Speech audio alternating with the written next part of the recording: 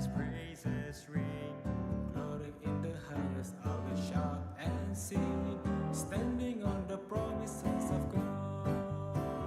Standing, standing, standing on the promises of God, my Savior. Standing, standing, I'm standing on the promises of God. Standing on the promises of Christ the Lord, bound to Him eternally, my love's stronghold, overcoming daily with the Spirit's sword. Standing on the promises of God. Standing, standing, standing on the promises of God, my Savior. Standing, standing, I'm standing on the promises of God.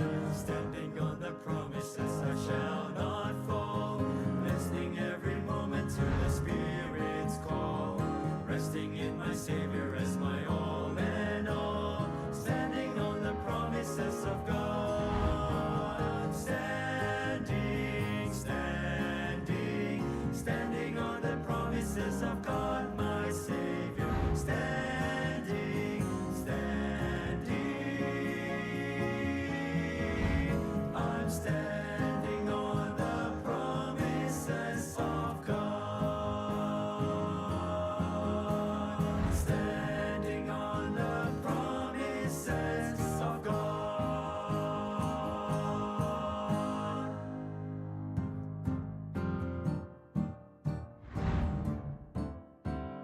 Standing on the promises of Christ my King, through eternal ages let his praises ring. Glory in the highest, I will shout and sing, standing on the promises of God. Standing, standing, standing on the promises of God, my Savior. Standing, standing, I'm standing on the promises of God. Standing on the promises of Christ the Lord, bound to Him eternally, my love's stronghold, overcoming daily with the Spirit's sword. Standing on the promises of God. Standing, standing, standing on the promises of God, my Savior. Standing, standing, I'm standing on the promises of God. Standing on the promises, I shall not fall. Listening every moment to the Spirit's call. Resting in my Savior as my all and all. Standing on the promises of God. Standing, standing, standing on the promises of God, my Savior. Standing, standing, I'm standing on the promises of God. Standing on the promises of God. Amen. Praise the Lord. What we have seen on the video, mga kapatid, ay isa sa mga commitment ng isang disciple. Amen? A fisher of men. And in the long run, that should be our prayer and commitment by the grace of God. Let's all stand, kakapsat, as we go to the Lord in our congregational singing. Today, as we gather together to worship, let's dwell on the verse, mga kapatid, in Psalms 46 verse 10. Sabi sa Bible, "Be still and know that I am God." Amen? Kuna na Tilocano, agtal na kayo ket amuin nyo nga siya iti Diyos. So what kind of God He is, mga kapatid? Yan ang mga kakantahin natin in our congregational singing. Amen? What kind of God He is? Number one, He is a God on the mountain. Amen? God on the mountain.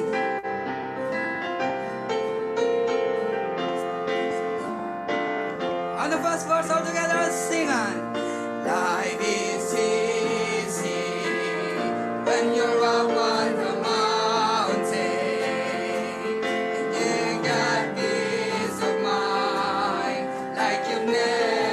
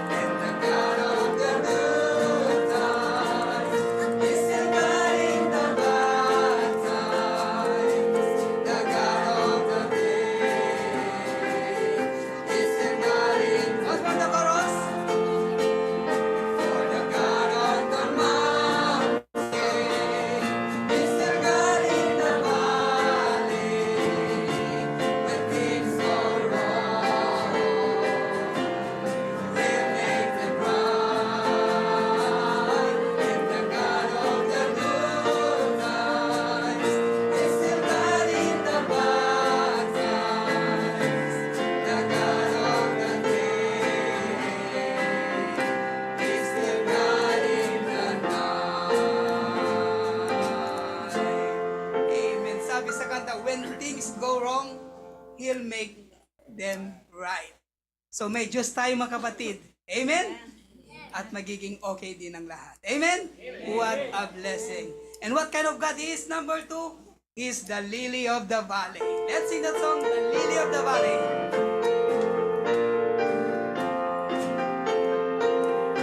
On the first verse, all together, sing. I have found a friend in Jesus. He's everything to me. He's the fairest of 10,000 to my soul. The lily of the valley, in Him alone I see. All I need to cleanse and make me fully whole. In sorrows He's my comfort, in trouble He's my stay. He tells me every care I need to roll. He's the lily of the valley, the bright and morning star. He's the fairest of 10,000 to my soul. All my grief is taken and all my sorrows gone. In temptations He's strong and mighty God.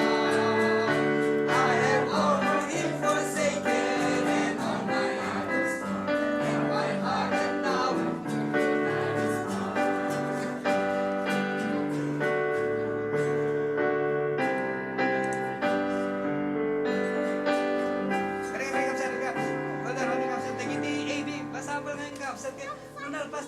Second lyrics sing kapsat, ipan yung nga dago sa okay? Madedi, kung kontrante yan, di pa nakanta na kapsat. Okay, let's all repeat on the first line, okay kapsat, ulitin na kapsat. So nung malpas di first verse nga may umatake kay second verse ng kapsat, okay? Okay, on the second verse all together, sing. Is my grief is taken and all my sorrows gone. In temptation is my strong and mighty God. I have all for Him forsaken and all my idols gone. Now my heart and now His name is gone. All the world forsake me and Satan tempt me sore. To Jesus I shall reach to the goal.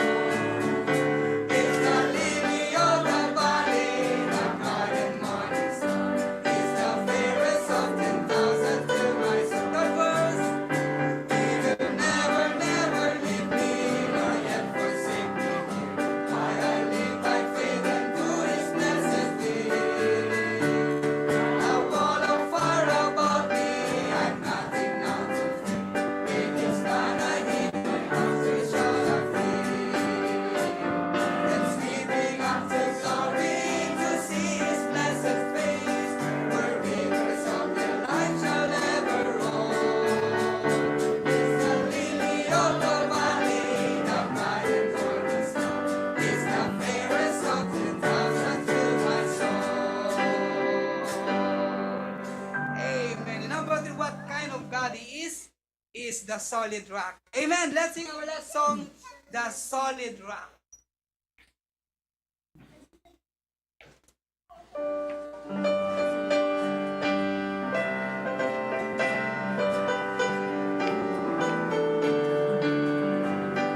Amen. Right in the first verse, sing your best singer. I always fear God, nothing less than Jesus' blood and righteousness. Neither blood nor Jesus' faith, God's holy name, and Jesus'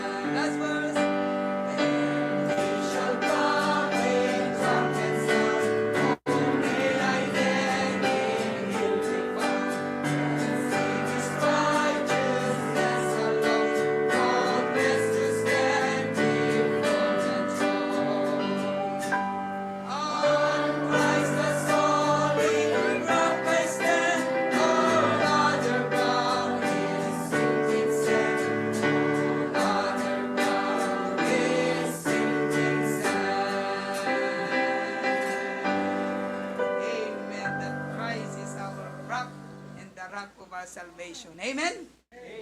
Amen. Remain standing kapsat as we go to the Word of God, the reading of God's Word.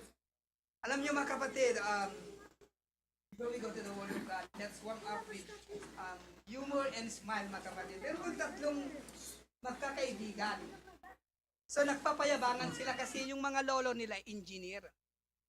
Sasabi ng isa, alam mo yung lolo ko, engineer yun, sabi niya. Nagpatayo siya ng gusali, nagpagawa ng building. Ang taas yung pinagawa niyang building. Alam mo yung kasing taas niya? Pag nandun ka sa pinakamataas na building, ang lamig, parang bagyo. Ganun kataas yung building na itinayo ng lolo kong engineer. Sabi naman ng isa, wala. Mas magaling yung lolo kong engineer. Nagpatayo din siya ng gusali ng building. Alam mo yung kung gaano kataas yung building, sabi niya. Alam mo yung mga jet plane? Talagang, nag-ano pa sila, parang muntik na lang tawag doon. Mahagip yung mga building. Ganun kataas ng ginawa ng lolo kong engineer, sabi niya. Wala yan sa lolo ko, sabi naman yung pangat. Alam mo yung lolo ko? Isang engineer, nagpatayo din siya ng gusali ng building. Alam mo doon sa roof deck, 'di ba? Merong mga mall, nagpagawa siya ng mga mall, mga swimming pool, mga gym. Alam mo, isang araw may tanga-tangang yaya, sabi niya. Meron siyang batang sanggol na inaalagaan. Dahil sa kanyang katangahan, napatawid yung paa niya, nahulog yung bata, sabi niya. Sanggol pa mga kapatid, nahulog yung bata. Alam niyo, sabi niya, pagbaba nung bata, pagsayad sa lupa, 18 years old na, sabi niya. Ganong kataas yung building na ginawa ng lolo. Pagsayad sa lupa, 18 years old. Ibig sabihin, nag-aral pa sa ere, mga kapatid, yung bata. Ganong kataas yung gusali na pinagawa ng lolo. But you know what? Yung devotion this morning, walang pamana sa mga gusaling yun sa itinatag ng ating Panginoong Jesucristo. Amen? Amen. Let's open our Bible, Kapsat, and let's reflect again the devotion this morning in the book of Matthew, chapter 16, beginning from verse 13 hanggang 20, mga kapatid. Matthew 16, 13 to 20. Basahin natin lahat, mga kapatid, in English. Matthew 13 down to verse 20, mga kapatid. Are you there? Amen? Let's read the word of God. Verse 13. Ready, begin. When Jesus came into the coast of Caesarea Philippi, he asked his disciples, saying, Whom do men say that I, the Son of Man, am? And they said, Some say that thou art John the Baptist, some Elias, and others, Jeremiah, or one of the prophets. He saith unto them, But whom say ye that I am? And Simon Peter answered and said, Thou art the Christ, the Son of the living God. And Jesus answered and said unto him, Blessed art thou, Simon Bar-Jonah, for flesh and blood hath not revealed it unto thee, but my Father which is in heaven. And I say also unto thee that thou art Peter, and upon this rock I will build my church, and the gates of hell shall not prevail against it. And I will give unto thee the keys of the kingdom of heaven, and whatsoever thou shalt bind on earth shall be bound in heaven, and whatsoever thou shalt loose on earth shall be loosed in heaven. And 20, then charged he his disciples that they should tell no man that he was Jesus the Christ. Kaya po timang bendisyon ti sa unang anibasa kabsat. Let's go to the Lord in prayer. Let's pray. Heavenly Father, in the name of Jesus, we come to you with thanksgiving and praise. Salamat, Panginoon, sa lahat. Salamat, Panginoon, dahil napakabuti mo. Pinupurit sinasamba ka namin. Sa kabila, Panginoon, ng aming mga pagkukulang, mga pagkakasala, kami po iyong pinapatawad at patuloy mong ibinibigay ang iyong biyaya sa amin. Father God, thank you for today's scripture reading. Thank you that we are your child, dear God. And salamat dahil kay Kristo, siya ang bato ng aming kaligtasan. Salamat, Panginoon, dahil kami po ang tinitukoy ng verse na ito, that we are the church. Lahat ng sumampalataya sa iyo bilang Panginoon at tagapagligtas.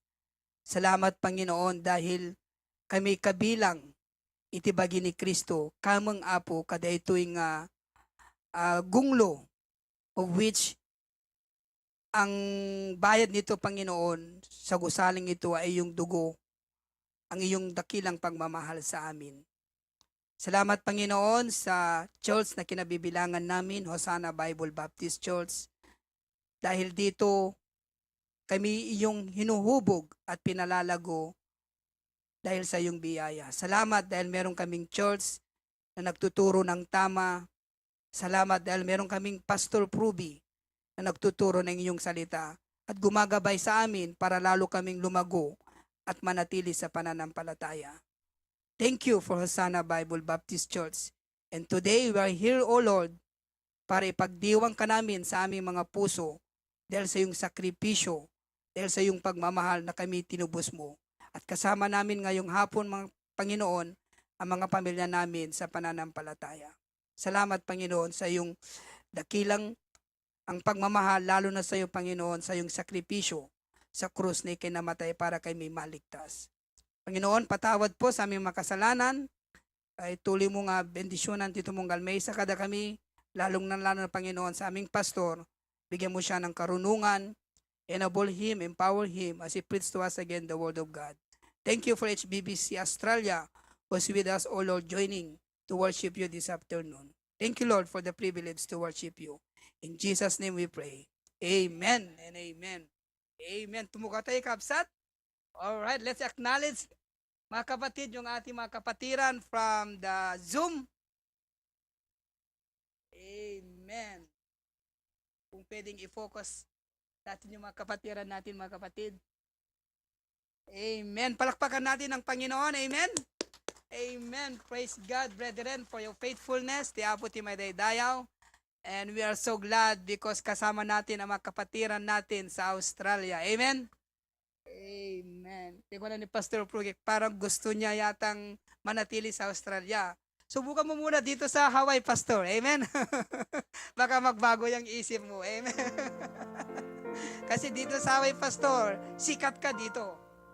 Sikat aglaba, sikat aginaw, sikat agitulad tubig. At lagi kang nasyasyak pagdating mo. Siyak aglaba, siyak aginaw, siyak ti agaywa. Anyway, what a blessing, mga kapatid. Amen? So let's pray, Kapsat, that someday makarating din ang ating mahal na pastor dito sa Hawaii. Amen? Amen. Day, kung na ni preacher, glingat sabay ka dito. Wait, dito pa na ti Australia kat makaalat ti interview sa tapno makadwa tayo dun anniversary tayo. Amen? Awan imposible ta po, Kapsat. Amen. So we have folks in the Zoom, Kapsat. So, amutay mo dito yung Kapsat for the sake of time. Amen. So let's all stand, Kapsat. And let us welcome our welcome song, Welcome to the Family. Amen. Let's sing our welcome song, Welcome to the Family.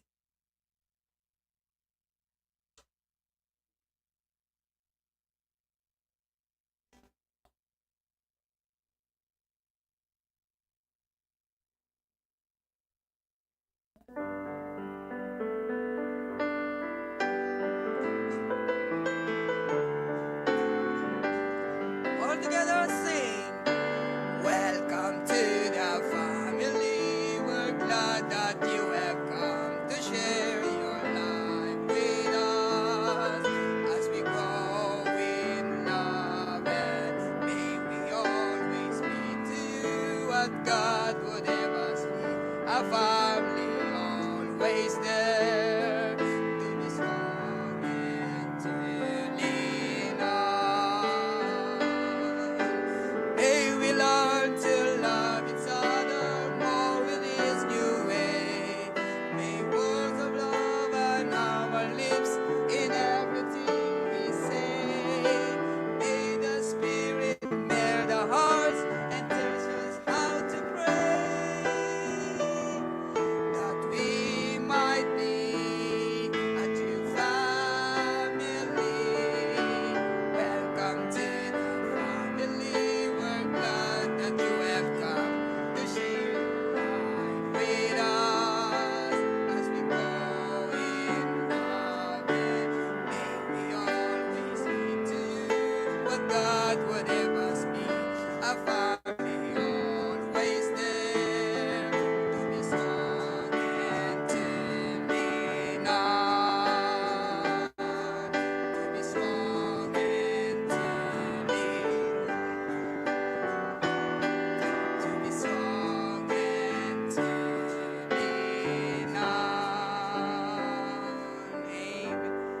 blessed with the family that we have? Amen. What a blessing. So, tumuka tayong kapsat and let us watch a presentation, a special number for the Bakara main choir.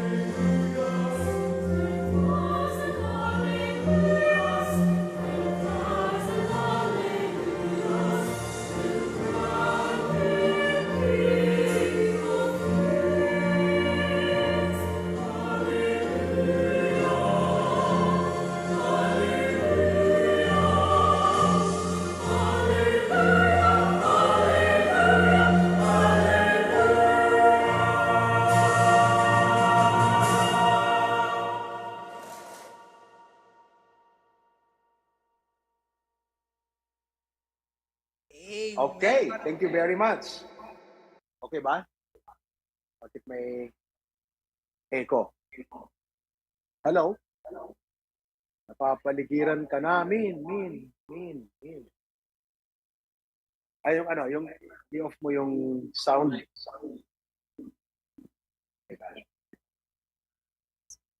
Hindi siguro. Hello? Ano ba to?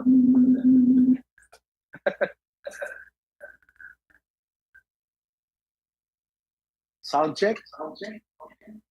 Amen. Okay. Pero hindi okay dito.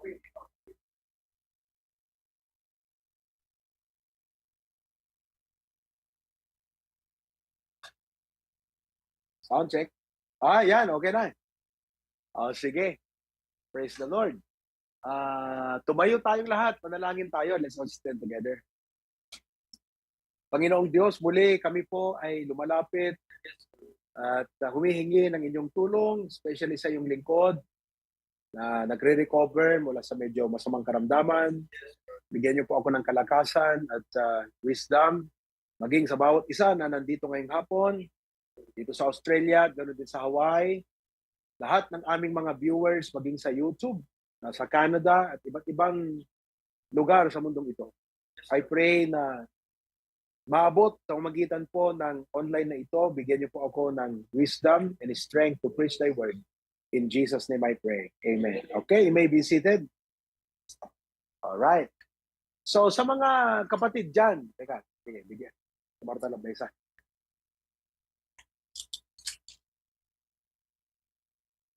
Ay? Ano ba?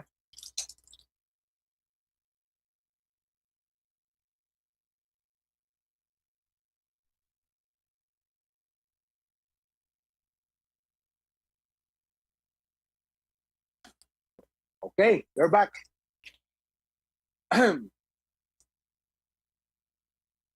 Isa sa mga trending na pinag-uusapan madalas ay tungkol sa success. Gusto niyo ba maging successful? Amen. Totoo. Okay? Masasabi niyo ba na kayo ay successful?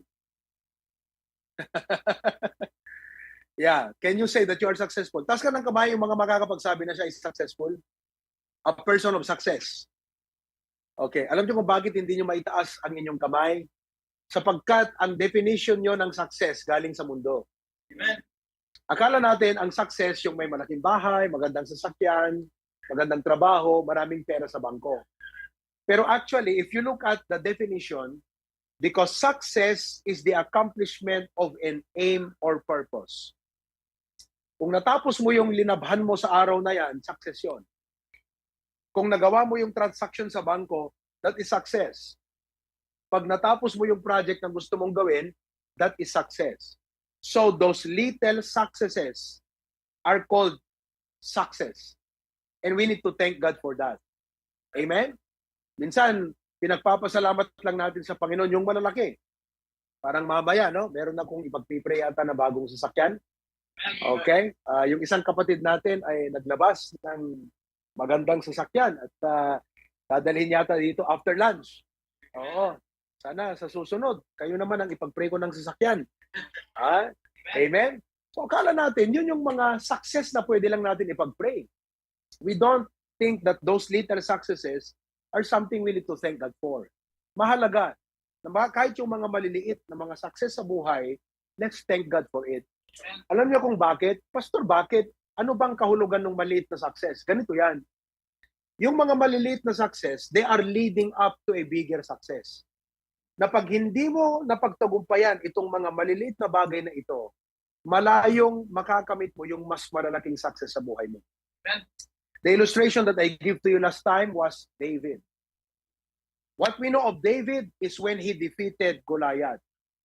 Pero pala, na-discover ko na bago yung episode that David defeated Goliath, meron siyang mga challenges sa kanyang personal buhay na hindi na i-post sa Facebook, hindi na ilagay sa TikTok, sa iba't ibang social media, but those little successes became his stepping stone for the great success of defeating Goliath. And he defeated the lion and the bear. He was tending his father's sheep, yung mga tupa. And he killed that lion and bear. Kaya nung sinabi ni King Saul sa kanya doon na sa harapan ni Goliath, sabi niya, paano mo matatalo to? You are a youth and he is a man of war from his youth. So ang sagot ni David, sabi niya, the God who delivered me from the mouth of lion and the bear is the God who will deliver me from this giant. Amen. So yung little success became his development sa faith para makuha niya yung big success. So if you don't learn to thank God and exercise your faith in little things, hindi ipagkakalob ng Diyos sa'yo yung mas malalaking mga bagay.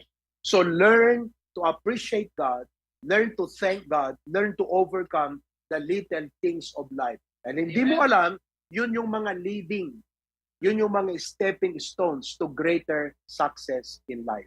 Amen ba? Amen. Kaya niyan. Yung mag-fill up lang ng form.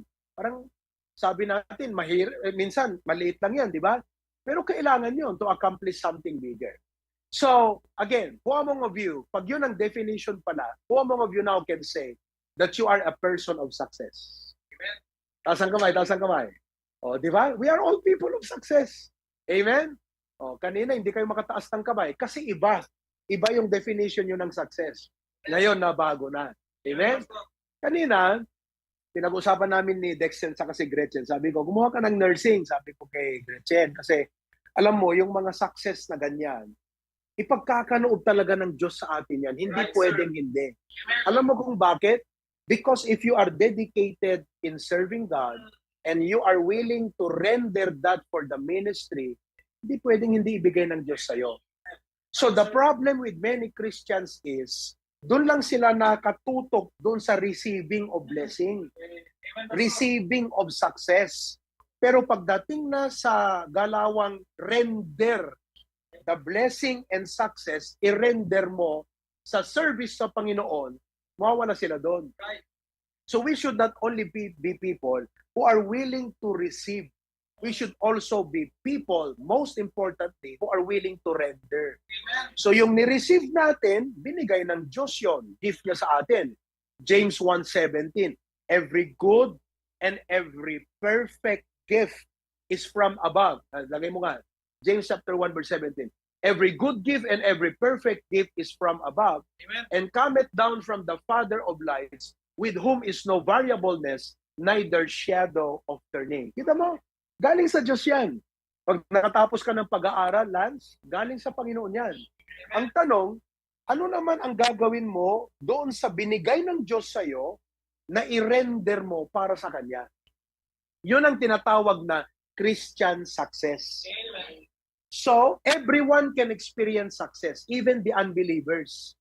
They know how to thank God for their success, their graduation, nakuha nila yung kanilang visa, from student visa, nakakuha ng working visa. Yung kausap ko nga ng isang araw, atheist eh. Pero naging PR dito sa Australia, success yon. Pero sa atin, we do not only stick our mind doon sa success na yon. Ang talagang success sa atin ay yung Christian success. What we do with what we have, i-render natin yan para sa Panginoon. So, ngayong hapon, I'm going to discuss with you. Kahapon I discussed the first point. Today I will discuss the second point. The formula for Christian success. Ano yung title? Ulit natin. The formula for Christian. Bakit po formula? Kasi success is predictable. As failure is predictable. Hindi ako prophet, but I can tell, based on the formula, if you follow it, you will be successful. Amen. You cannot do the wrong thing and expect the right result. If you do the wrong thing, you expect a wrong result. So if you do the right thing, you expect a right result. That's why success is predictable. Kaya ngayon pa lang, wala ka pa doon, masasabi mo na kung maaabot mo yung success o hindi. Bakit? Depende doon sa practices mo. Right, sir. Depende sa rule, formula, ingredients na sinusunod mo. And because we are Christians and disciples of Christ, we want a formula that comes from the Bible. Kaya ngayon, pag-usapan natin the formula for Christian success. Deuteronomy 11 verse 28, just a review. Deuteronomy, basahin na natin lahat. Verse 27, atras mo sa 27, okay? Deuteronomy 11 verse 27, antayin lang natin. Ang sabi, let's read all together. A blessing if ye what? Obey the commandments of the Lord your God, which I yung commandments, ito yung formula.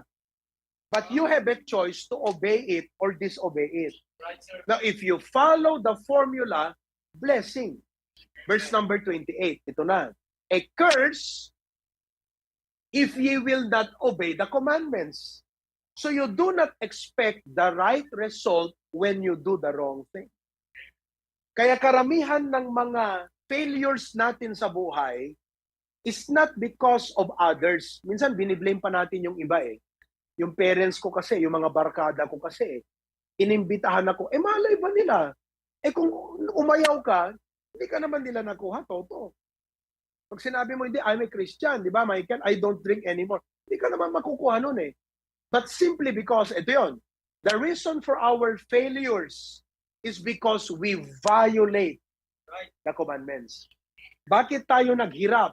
Samantalang ang Diyos ay pwedeng magpala. We violate the formula. Would you like God to bless your life? Would you like to God to give you Christian success? Now, what do? You obey the formula. Kaya ang tanong ngayon, what is the formula? What are the ingredients? Okay? Now, itong sasabihin ko sa inyo, parang seminar ito eh. Di ba? Dapat magbayad nga kayo eh. Leadership seminar to. Okay? Number 1 formula, at hindi pwedeng wala ito.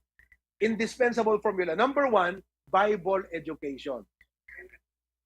Alam mo ang tao kung bakit hindi nagtatagumpay, kulang lang sa kaalaman. Amen. Yes. Parang halimbawa yan. Kaya merong mga seminars ngayon ng financial literacy. Kasi kumikita naman, pero parang wala. Walang improvement yung kanyang financial. Kasi walang nagturo sa kanya paano.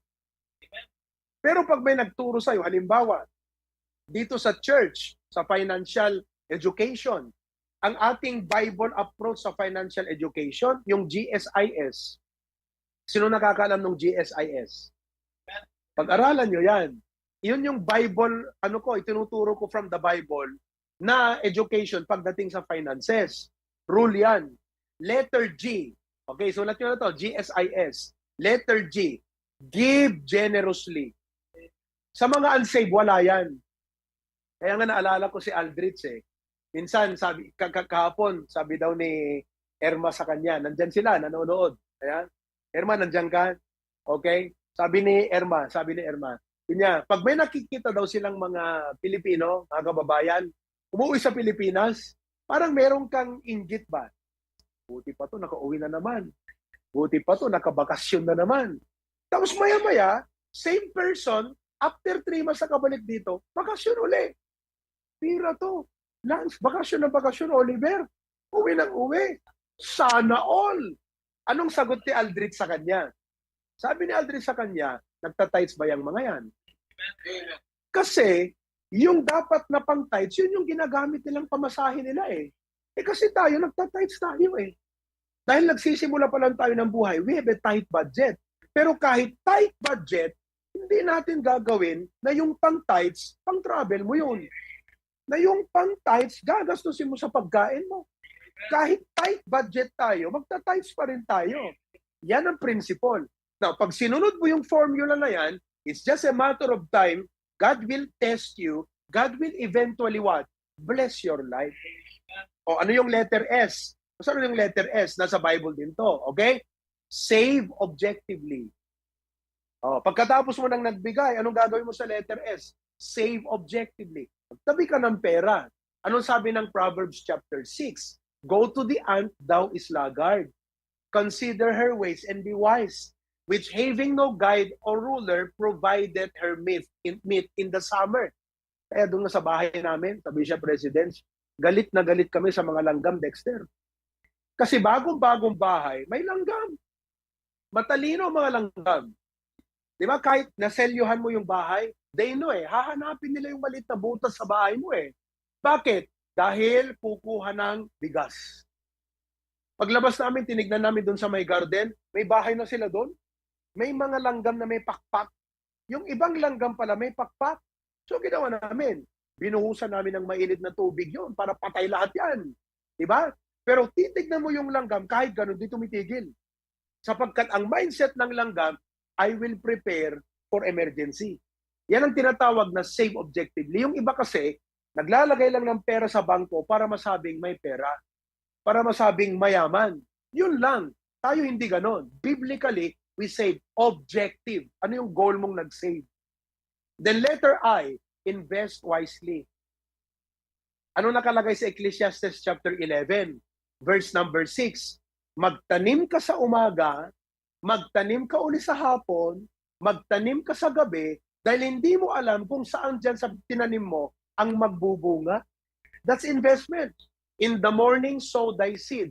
In the evening, withhold not thine hand. Tanim ka pa rin. For thou knowest not whether shall prosper either this or that, or whether they both shall be alike good. Kaya nga kung isa lang yung investment mo, tapos nalugi ka, wala na. Biblical yan. O kita nyo? Bible education ang kailangan natin. Amen ba? Oh, kita nyo, nasa Bible. And letter S is spend discreetly. Ayan, spend discreetly. Pag sinabing discreet, hindi one day millionaire. Kundi, pag sinabing discreetly, talagang orderly yung ano mo, may budget ka talaga. Magkano, ano ba yung mga pinagagasusan natin? O, food, clothing, transportation, bills, sasakyan, bahay, education. Ililista mo lahat yan. Iko-compare mo doon sa natira after taking away this thing. Titingnan mo, kulang pa. Doon ka mag-pray ngayon. Nakita mo? Biblical education. Hindi ka magsasucceed pag hindi mo alam yung Bible. Kailangan yan. In marriage, meron din yan tinuro ng Bible. Pagpapalaki ng anak. Bakit minsan hindi tayo nagtatagumpay? Number 1, ignorance. Hindi natin alam. Yun yung enemy of success. Di ba? Yun yung principle kahapon. Letter A, ignorance. Hindi natin alam eh. Oh, kaya praise God, dito sa HBBC, tinuturuan tayo. At pag may nagtuturo, dapat tayo'y natututo. So the first enemy is ignorance. Pangalawang enemy, apathy. Hindi tayo pala attend ng church. Kaya wala tayong natututunan. Although nandyan yung pastor, but we lack interest. Kaya parang sabi ni Toto noon na nandun nga sa likod, naglalaro lang ng computer game. Bakit? Walang interest. Matututo ka ba sa ganun? Nasa church ka nga, hindi ka naman interesadong makinig. You'll never learn. And the third enemy of Christian success is what? Stubbornness. Matigas ang ulo. Ito yung mga ginaid mo na, in-advise mo na, kinounsel mo na, hindi sinunod yung advice. Yung gusto niya pa rin ang ginawa niya. Ngayon, nung pumalyas siya, anong tawag mo doon? Tigas kasi ng ulo eh. Ayaw makinig eh. Di ba? Pinangaralan ko na yan eh. Pinagsabihan ko na yan eh. Di ba? Binisita ko pa nga eh. Pinag-pray ko. Oh, sumangguni pa sa akin. Akala mo kung talagang magsisik ng counsel. Hindi pala. Gusto niya lang kunin yung approval ko. Di ba? Kaya yan, stubbornness. Pag nawala sa'yo yung tatlong ito, walang hindrance sa Bible education mo.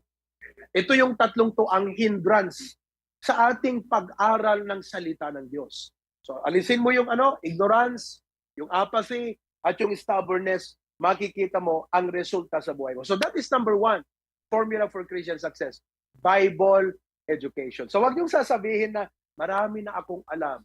Dapat ang sabihin mo, marami akong hindi pa alam. Always tell that yourself.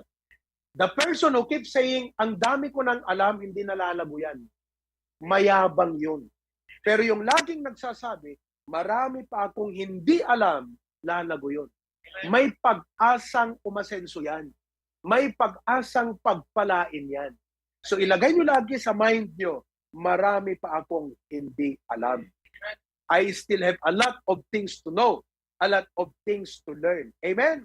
So that is number 1, Bible education. Okay, number 2. Ang pangalawa na formula sa success, so nakuha na natin yung education, no? Ngayon, pag-usapan natin mga kapatid, doon sa aspect ng time. Kasi marami tayong oras na hindi natin naiisip, pwede pala tayong maging fruitful at productive. We are just wasting time. If you are a time waster, you don't succeed. Kaya nga, dito sa ating church, we are very strict in time. Amen. Sapagkat pag stricto ka sa time, malaki ang posibilidad magtatagumpay ka. Because being strict in time means being disciplined itself. Number 2, the second formula for success is make the most of every opportunity for the Lord. Ayan, medyo mahaba. Pero kopyahin nyo na lang. That is the second formula for Christian success. Make the most of every opportunity for the Lord. Pag sinabi natin make the most, don't waste it. Amen. Kahit yung isang maikling oras, parang kami, ilang days lang kami dito sa Australia. But I want to make the most. Amen. Di ba? Kaya nga kahit medyo masakit ang pakiramdam, basta makakapagsalita, tira pa rin tayo. Bakit? I don't want to waste a single moment. I want to make the most of every opportunity. Di ba?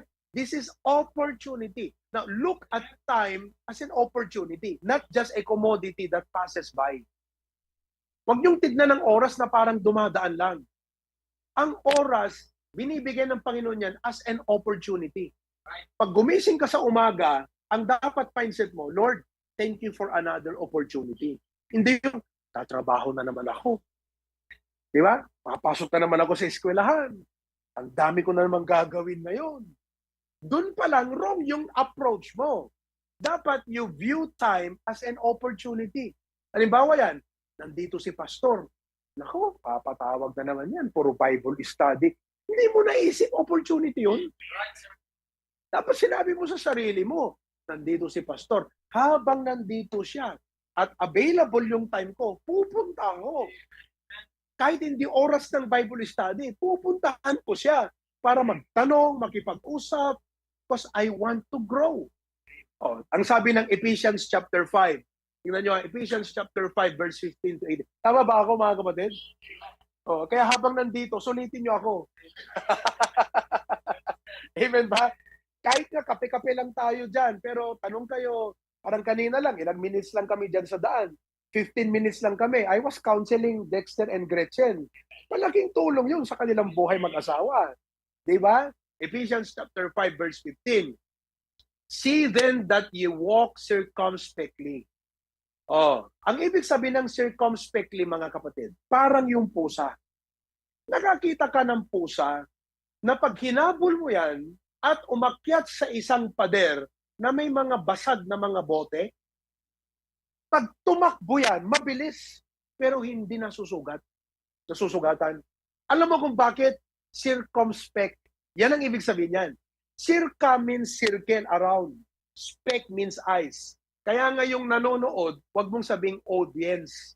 Ang tawag dyan, spectator. Ang audience, yung nakikinig. Pag nanonood lang yan ng basketball, hindi audience yan. Huwag mong sabihin, ang daming audience dun sa basketball. Hindi audience yun. Ang audience, ito. Ang tawag doon, spectator. O kita mo, may natutunan pa kayo? Di ba? Circumspect. Circa means round. Okay? Spec means eye. So, ibig sabihin, ang circumspect is, although nakatingin ka dyan, pero ang mata mo may peripheral. Nakikita mo something is coming here. Yun yung pusa. Kaya ang lakad niya, kahit pabilis, hindi niya naaapakan yung makakasugat sa kanya. So make sure na yung buhay mo, hindi ka gagawa ng bagay nang ibabalik lang sa'yo sakit sama ng loob. Don't ever do that. Ang tawag doon, regrets. Kaya ngayon, pag-uusapan natin, yung mga iiwasan yung hakbang na pag ginawa mo yan, sa bandang huli, pagsisisi lang ang ibibigay sa'yo. So I'm going to give you 5 steps that you avoid so that you will not regret in the future. Gusto nyo bang malaman? Okay, tuloy muna natin yung verse.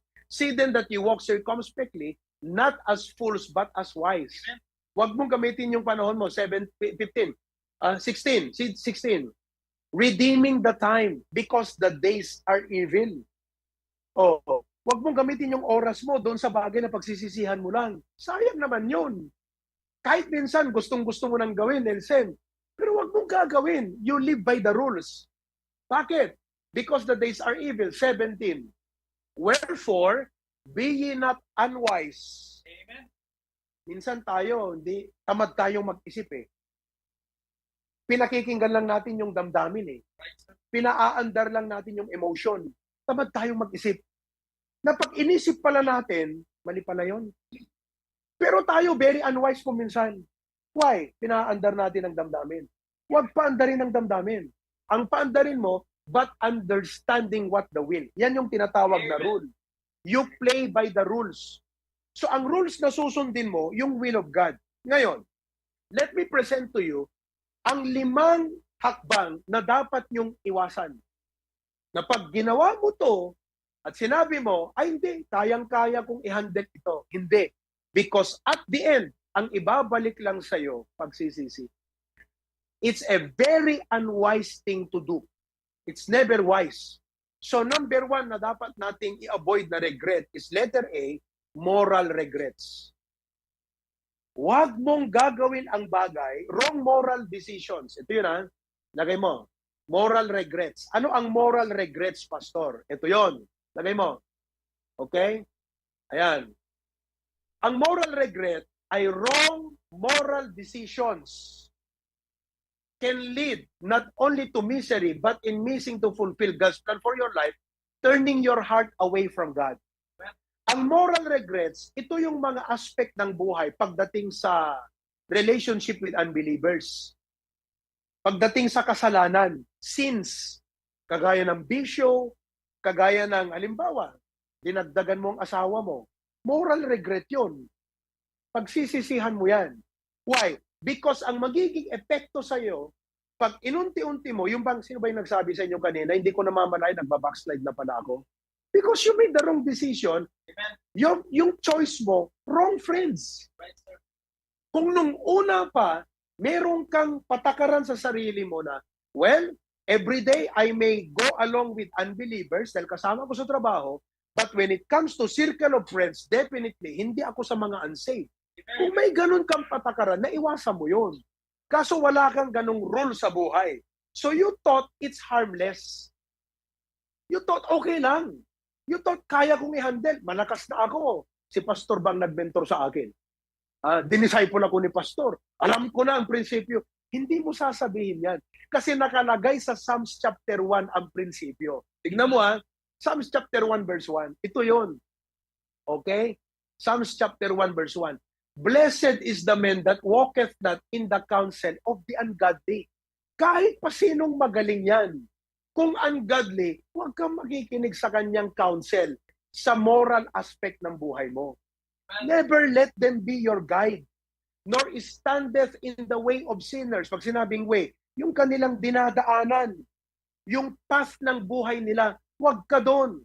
Ano pa? Seated in the seat of the scornful. Amen. Pag sinabing scornful, ito yung mga uyawunda, ano ba sa Tagalog yun? Kumukot siya. Di ba? Sila yung mga, they take the name of God in vain. Biruin mo kung ang circle of friend mo, ganun lang magsalita na pag magsalita tungkol sa Diyos, pinaglalaroan, scornful yan eh.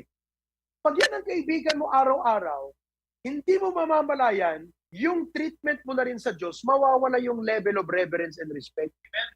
Pero pag ang kasama mo ay mga tao na may respect sa Diyos, may reverence sa Diyos, lalong tumatalim yung respeto mo sa Diyos. So pag may ganyan kang rule sa buhay mo, ma-avoid mo yung moral regrets. Don't ever spend time with that.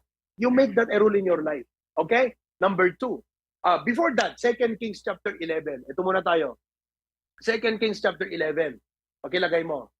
Okay? 2 Kings chapter 11. Ayan, no?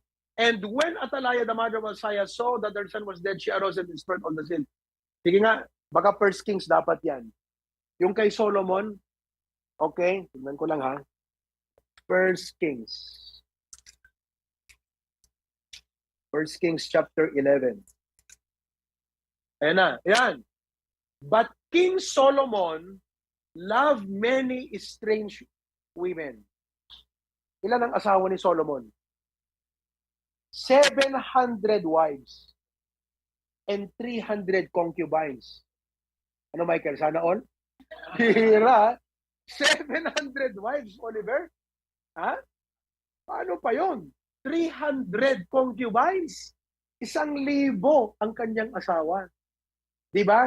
Hindi ka mapapasana all doon. Alam mo kung bakit? That is a moral sin. Ano yon? Together with the daughter of Pharaoh, women of Moabites.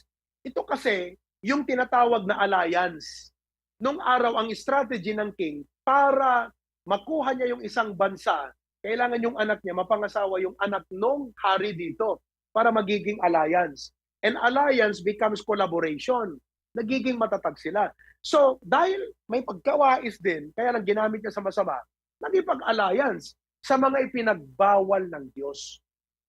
By the way, yung salitang bawal, common yan sa mga ibang Kristiyano. Kung bakit maraming ayaw sa HBBC, dahil sa salitang maraming bawal dyan. Hindi nila alam na yung bawal, blessing yun. They thought and they felt na ang bawal is a prison. Para ka nakabilanggo doon. Hindi ka free, wala kang freedom. Kasi bawal to, bawal to, bawal ito, bawal yan, bawal yan. Ano pang bawal? Bawal lahat. They felt they are in prison. But they didn't realize that yung bawal is not a prison. It's a protection. Because if you are left to yourself, you just let yourself decide, masisira ka eh.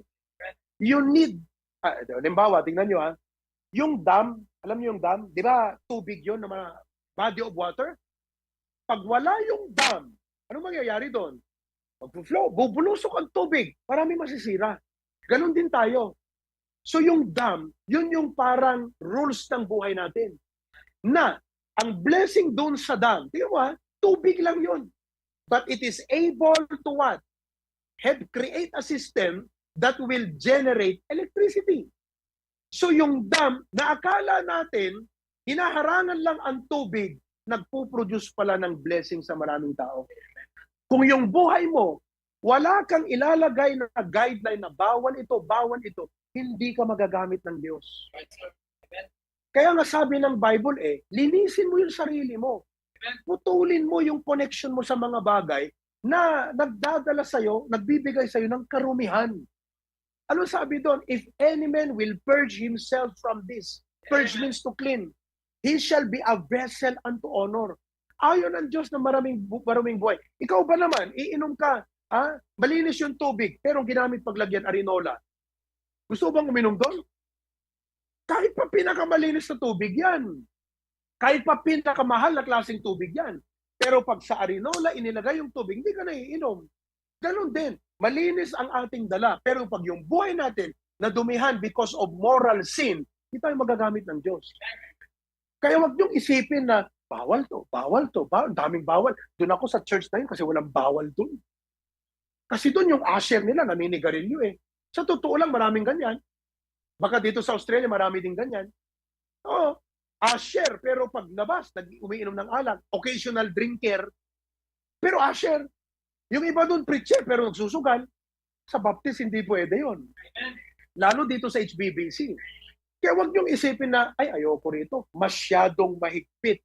Hindi niyo alam, ang Australia, mahigpit. Kaya nga ang lago Kaya nga ang ganda dito Kaya nga you feel safe dito Kaya nga angat ang Australia compare sa ibang bansa Bakit? Mahigpit Biruin mo yung nagda-drive ka, na hindi ka man lang nag-seatbelt, pagdating mo sa bahay, after few days, nandun ang ticket mo, magbabayad ka na, at magkano ang multa? Ang taas, kaya ang tao takot mag-violate ng batas. Bakit? Ang taas ng multa Halos isang buwang sahod mo na, pupunta lang doon sa multa. Yung paghihigpit, hindi yun pagdi-deprive. Yung paghihigpit ay pag-angat ng buhay. Kaya dapat iwasan natin itong moral regrets. Pag naunawaan nyo to, sasabihin nyo, Lord, thank you, may mga batas. Thank you na may rules. Thank you, Lord, na may mga kinakailangang bawal sa buhay ko.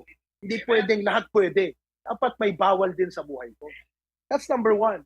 Number two, the second regret that you need to avoid, mga kapatid. Dito tayo sa letter E, at dito ako magtatapos siguro. May isa pa, letter C. Let's go to letter C muna. Pero letter B nilagay nyo. Mentor regret. Mentor. Dalawa ang pag-uusapan natin dyan. Una, mali yung pinili mong magturo sa'yo. Pangalawa, hindi ka nakinig doon sa tama. Wag niyong gagawin sa buhay nyo na sa bandang huli, ang magiging sasabihin mo na lang, mali kasi yung pinakinggan ko Maling agent yung nalapitan ko Kaya tuloy gumastos lang ako nang wala namang naging resulta. O kaya naman, may sinabihan na ako nang di lang kasi ako nakinig. Would you like your life at the end na ang magiging regret mo in relation doon sa may mentor? Di ba? So napakahalaga mga kapatid, don't ever allow yourself, ilagay mo don't ever allow yourself to look back to the time when you followed the wrong people in your life and did not submit to your God-given mentor. Sino yung God-given mentor natin? Ang pastor. Jeremiah 3:15. Tignan nyo ha. Jeremiah 3:15. Ano nakalagay? Jeremiah chapter 3 verse 15. Okay, lagay mo ha. Antayin lang natin yung verse na yan. And I will give you pastors according to mine heart, which shall feed you with, and ang tawag dyan, mentor. So if you would like a life that will be successful, you need to choose the right mentor. Na accountable ka sa kanya. Yung bang bibigyan mo siya ng permission na i-correct ka kung kailangan. Kayo dapat yung mga members na, Pastor, pag may nakita kang mali, feel free, just tell me, Pastor. I acknowledge and recognize your position to rebuke me when I need to be rebuked. Hindi yung ikaw yung miyembro na pag ni-rebuke ka ng pastor mo, offend ka. Tapos pag nag-offend ka, lilipat ka doon sa ibang church. Tapos pag na-offend ka na naman doon si Oliver yatang nagsabi noon eh. Na-offend doon, lilipat na naman doon sa kabilang church. Alam niyo yung tapag dyan? Church hopping. Yung iba, church shopping. Di ba may shopping? Yung alam mo yung shopping, yung magkakanvas ka muna. Punta ko rito, Aldrich. Teka, tanungin ko nga doon sa kabila, sino bang mas mura? Ibig sabihin, ikaw ang nagsiset ng sarili mong patakaran sa buhay. Kumbaga, hinahanap mo yung pastor na swak sa gusto mo. Imbes na hanapin mo yung pastor na swak sa gusto ng Diyos. Eh sabi niya, I'll give you pastor according to mine heart, not according to your heart. Hindi ka bibigyan ng pastor na gusto mo. Bibigyan ka ng pastor na gusto niya. Kaya kung hindi mo gusto yung sinabi ng pastor, pero yun ang gusto ng Diyos, tanggapin mo. Tapos sasabihin, ayaw ko tong pastor na, hindi ko gusto to. Kasi puro rebuke, puro correct, puro na lang pagtutuwid. Anong gusto mo? Ayaw ko yung pastor nagtutuwid sa akin. Ibig mo sabihin, gusto mo yung liko, gusto mo yung mali. O dito ko sa pastor na hindi nagtutuwid sa'yo. Sasabihin ko sa'yo, hindi ka mahal nun. Ang ina-after niya lang sa'yo, pera mo. Ako dito, if you get offended, wala akong magagawang aalis ka eh. At pag umalis ka, pati tithes mo, aalis din eh. Kaya ako rito, if I preach strong, kahit pasaktan ka, kahit ma-rebuke ka, ang ina-afteran ko, hindi yung giving mo. Ang ina-afteran ko, yung success mo. Amen ba? Because I am aware that when I preach, even if you are a high giver, malaking binibigay, pag nasaktan ka, pwede kang ma-offend eh. Tapos pag na-offend ka, aalis ka. Pati giving mo, aalis din. Ano mangyari? Apektado ang church. Pero sa akin, hindi yun ang problema. Why? Because God can provide. Kung ayaw mo, di papalitan ka ng Diyos. Ngayon, marirealize mo, I am not after your giving. I am after your success.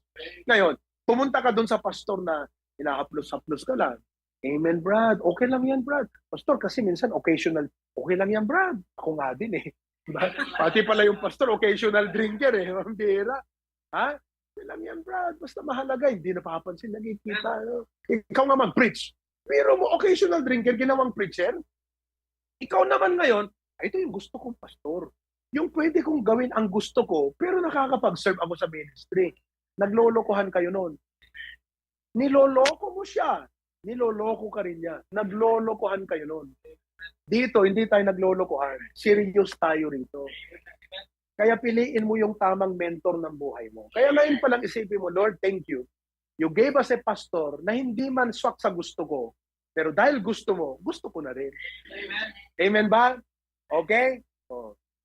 Number 3. Pangatlo, I will close here. Hindi lang moral regrets ang iwasan natin, hindi lang mentor regret, kundi number 3, mission regret. Ano yung mission regret? Ano bang mission natin? Ang mission natin, ayan mission regret, ay nakalagay sa Luke 19:10. Amen. Ang sabi ng Luke 19:10, for the Son of Man is come to seek and to save that which was lost. So ang mission pala ng Panginoon, na siya ring iniwan niyang mission na gawin natin, maghanap sa ikaliligtas ng mga nawawala. Therefore, kung may mga friends kayo, may mga kamag-anak kayo, pati sa Pilipinas, na hanggang ngayon ay nawawala at paglasing, nagwawala, sila yung mga dapat nating hanapin. Amen. At let us seek for their salvation. Ngayon, paano yung halimbawa nagkasama kayo sa trabaho, 2 years kayo, hindi mo man lang na-sharean. Ang tawag dyan, mission regret. Don't ever allow yourself to look back to the times you failed to share the gospel when you had the opportunity. Amen? Kumain kayo. Yung bang nandun ka na sa langit, Lance, yung friend mo nasa impyerno, tapos ituturo lang sa'yo, magkasama tayo sa trabaho. Brad, nilibre nga kita eh. Di mo man lang sinare sa akin ng gospel. Hindi, nakikita ko na nun, Aldrich, nagpagupit ka, tumino ka eh.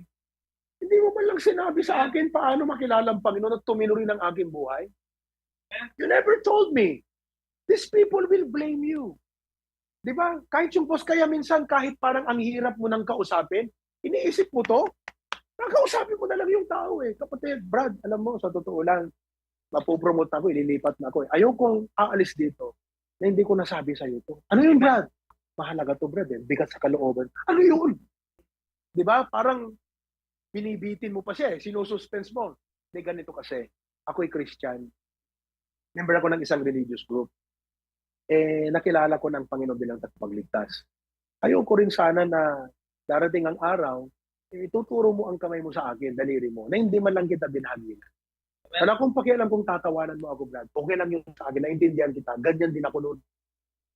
Pero gusto ko lang malaman mo, mahal ka ng Diyos. O, pag sinera mo yung tao at hindi tumanggap, you are clear from that regret.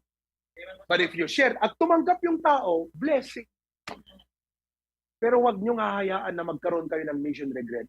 Na wala kayong inisip kundi pera lang, trabaho lang, pangangailangan lang. Hindi niyo inisip yung kaluluwa ng ibang tao. Ulitin ko muli, hindi lang tayo nandito para maghanap ng pera. Nandito tayo para maghanap ng kaluluwa. Amen? Oh, okay na yan. Praise the Lord. Kumusta yung mga nasa Hawaii? Nandyan pa ba kayo? Kudantayman. Dito yan, dati Hawaii. Amen, mga kapatid. Nabusog ba kayo? Na-bless ba kayo sa message natin? Amen? yung mga kasama mo sa basketball, sharean mo lahat yan. Mission regret yan. Pagsisisiyan mo pag hindi mo na-witnessan lahat. Okay? Praise the Lord. Alright. So manalangin tayo. Dakilang Diyos, maraming pong salamat. And we commit everything to your hand. Help us, Lord, to make the most of our opportunity and time. Naiwasan namin ang moral regret, iwasan namin itong mental regret, mission regret, na Lord, hindi namin ilalagay ang sarili namin, gagamitin ang oras sa mga bagay na bandang huli, pagsisisihan lang namin. Lord, gusto namin na pagdating sa huli, hindi regret, kundi rejoicing. Tuwang-tuwa kami na pinili namin ang tama kahit natukso kaming gumawa ng mali. Na sinunod namin ang iyong kalooban kahit natukso kami na gustong sundin ang sarili naming kagustuhan. Lord, I pray that you help each and everyone in Jesus' name. Amen. O sige, bahala na kayo dyan, Erwin, ha? Okay? You just ask someone to close the prayer later on. Okay? Maraming salamat. God bless you, mga kapatid. Magandang hapon. Yan. Ayos ba? Amen. Formula of a Christian success. So at this moment, let us all stand, kakapsat, at dadako na tayo sa one area of our Christian success. Ano yun, mga kapatid? To give what is God already has. Okay? To give our tithes and offering. Tayo po tumayo, mga kapatid. And let's go to the Lord in prayer.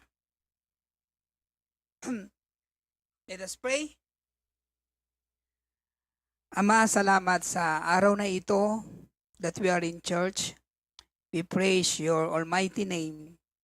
Salamat, Panginoon, sa preaching na aming narinig mula sa aming pastor, the formula of a Christian success.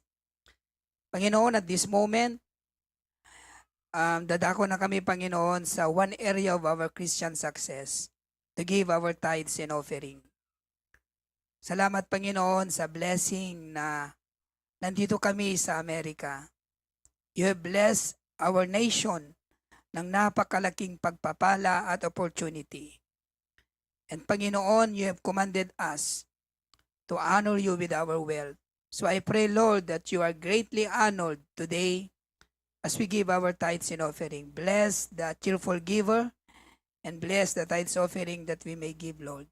Thank you sa lahat ng mga blessing, pag-iingat mo sa amin at sa patuloy na biyag, patuloy na buhay na binibigay nyo sa amin, Panginoon. In Jesus' name we pray. Amen. When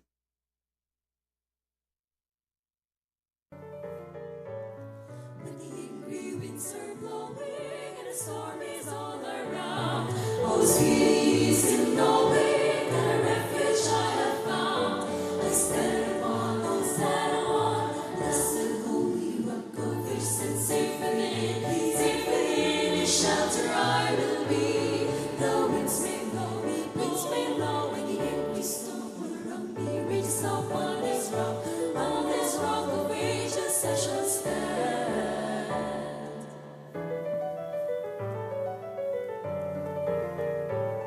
This rock is Christ, my Savior, my soul He will defend. Trusting daily in His favor, His promise I depend. I stand upon, the blessed holy rock of ages, and safe within His shelter I will be. The winds may blow, and the angry storm will around me. Reaches upon this rock of ages I shall stand. Upon this rock of ages I shall stand upon the blessed holy rock of ages, and safe within His shelter I will be. The winds may blow, and the angry storms will around me. Reaches upon this rock of ages I shall stand. Upon this rock of ages I shall stand.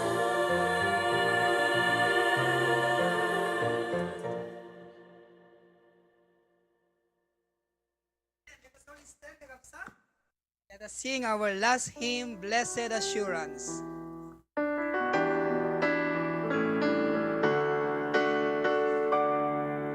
Right in the first verse, sing on. Blessed assurance, Jesus is mine. Oh, what a foretaste of glory divine. Heir of salvation, purchase of God. Born of His Spirit, was in His blood. This is my story, this is my song, praising my Savior all the day long. This is my story, this is my song, praising my Savior all the day long. Perfect submission, perfect delight, visions of rapture now burst on my side. Angels descending, bring from above, echoes of mercy, whispers of love. This is my story, this is my song, praising my Savior all the day long.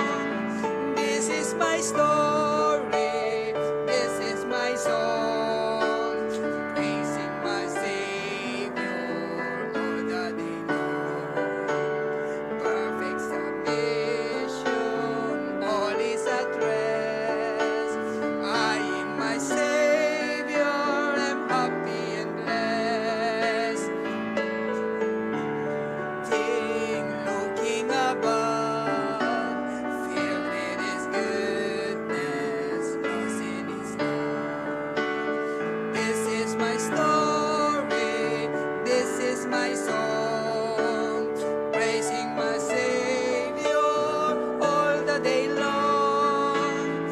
This is my story, this is my song, praising my Savior all the day long. Amen. Nagdumok ti kapsa, kirim tayo, hindi pa nagkararag. Let us pray. Apo Diyos, sa mami nga dad sa dilangit, ito'y na pong naglipas, ti umay mi panagdaydayo king ka, giyamang kami apo, iti panangkadwam kada kami, manipod iti, nangrugi apo ti gimong ayinggan iti panakalipas. Thank you, Holy Spirit, iti presensyam ti tumunggal maysa, iti understanding inted mo, babae na Apo Diyos, kadigiti sa uming kami nangigan. Tultuloy may apong ikararag, iti senior pastor mi, ni baga na po itatay, kada ito isa sa aden, iti salunat ken bagina, pimbagam kadi Apo Diyos, ti kada na di Australia, ken kararag mi Lord, nga sikat ti patpatuloy nga mang ti balaigi, ken bunga Apo, dito'y kada na di Australia, to minister the brethren, ken digiti da dumapay nga panggap ken aramid na kadeti Apo nga lawas. And also, our beloved patriarch and preacher Glenn and family, paspasungadan min Apo iti susublida to no Miyerkules, we're praying Lord for traveling mercy upon them. Itong dami so iti Hawaii nga napya, kinasayaat, and we're excited, O Lord, kadigiti blessing, i-share dan to Apo Diyos, kada kami, kadigiti nagapuan ang kinaramida Apo diti mission trip da. Lawin Apo, dismiss now with your blessing, bendisyon na kami manipot ko bingan kay naging ganat kataingan, kadigiti mapanagubra, tarabay mapaida iti deti nga agpat nag-apo. Thank you Lord, and we're looking forward by your grace nga kikita kam ti manen Apo kaditume nga Domingo palugos mo. In Jesus name we pray. Amen. Goodbye Kabsat. Amen. We're dismissed. See you again in our prayer meeting this coming Wednesday with our beloved pastor. So, we have practice Kabsat kadigiti quiet. Please remain.